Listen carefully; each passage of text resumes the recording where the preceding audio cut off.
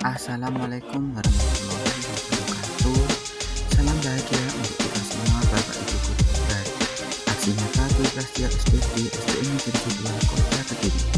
Buku non-teks bermutu dan bagaimana pemanfaatnya, kemitraan dengan inovasi LAI pada peserta didik. Buku non-teks yang pertama, keberadaan buku non-teks sangat penting untuk meningkatkan minat baca siswa. Yang kedua, dengan meningkatnya minat baca siswa, secara tidak langsung meningkatkan literasi siswa di sekolah. Yang ketiga, siswa suka membaca buku karena cover buku yang menarik, tampilan yang unik, alur cerita yang mudah dipahami, dan siswa merasa tertarik sesuai jenjang. Yang keempat, jenis-jenis buku yang disukai siswa adalah konsep sederhana, cerita rakyat non-fiksi, fiksi realistis, dan fantasi. Buku non-teks yang pertama adalah berisi tentang koleksi buku siswa yang ideal, yaitu koleksi yang menyediakan buku untuk setiap kebutuhan murid berdasarkan level. Yang kedua, pertimbangan buku adalah pemandu padangan antara buku dan pembaca sasaran sesuai dengan tahapan kemampuan membaca. Yang ketiga, siswa wajib mengetahui bagaimana cara meminjam buku dari perpustakaan, pojok baca, taman baca. Yang terakhir, tempat yang nyaman, tenang, dan bersih untuk membaca sesuai level. Manfaat membaca buku non-teks yang pertama, buku merupakan jendela ilmu yang digunakan untuk melihat cakrawala, luasnya pengetahuan dan fenomena di dunia ini, bahkan secara jagat raya. Yang kedua, buku adalah refleksi dari adat, budaya, serta nilai tradisi setempat yang dapat dipelajari dari sebuah buku. Yang ketiga, buku membantu mengembangkan pemahaman akan budaya, tradisi, keragaman, adat yang beragam, sehingga kita dapat mengetahui keragaman yang luar biasa dari sebuah buku.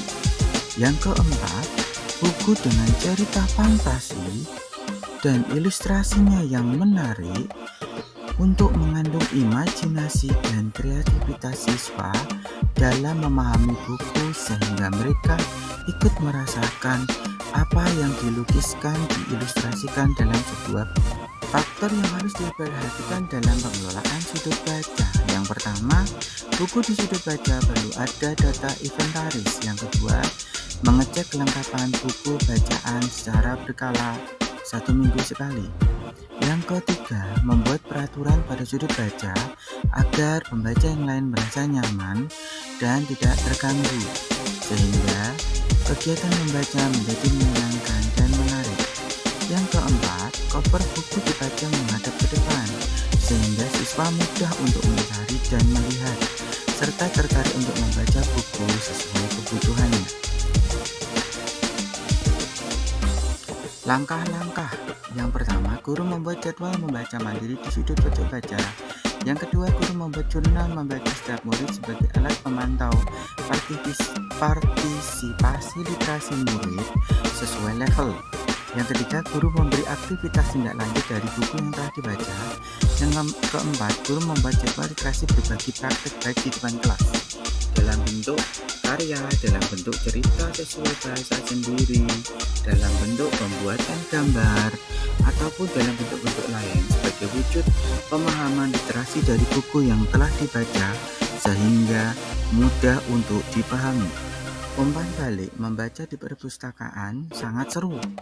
Itu yang disampaikan oleh siswa bernama Anjani.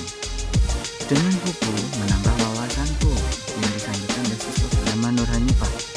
Belajar dan membuat karya tambah seru, yang disampaikan oleh Wijansah Ahmadani dalam umpan balik siswa. Dokumen membaca buku non-teks bermutu di perpustakaan, kegiatan membaca buku di kelas sebagai bagian dari pelengkap dari kegiatan aksi nyata berupa dokumen-dokumen.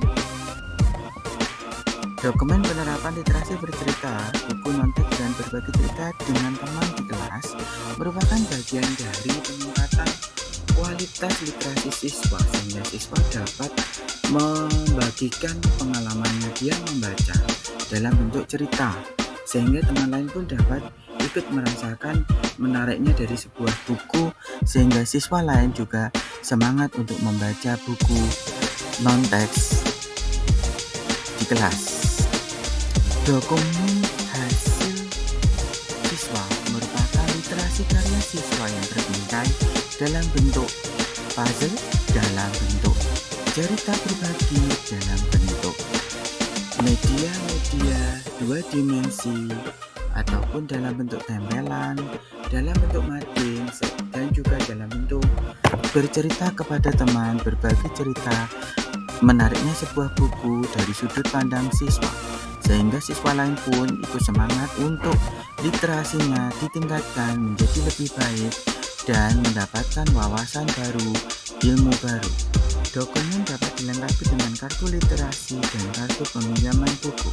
Hal ini dilakukan untuk memantau kemampuan siswa dalam membaca sesuai level, sehingga guru dapat mendapatkan gambaran apa yang diperoleh siswa dan kemampuannya dapat meningkat seberapa persen dari awal, sehingga dapat direfleksikan apa yang telah meningkat pada diri siswa.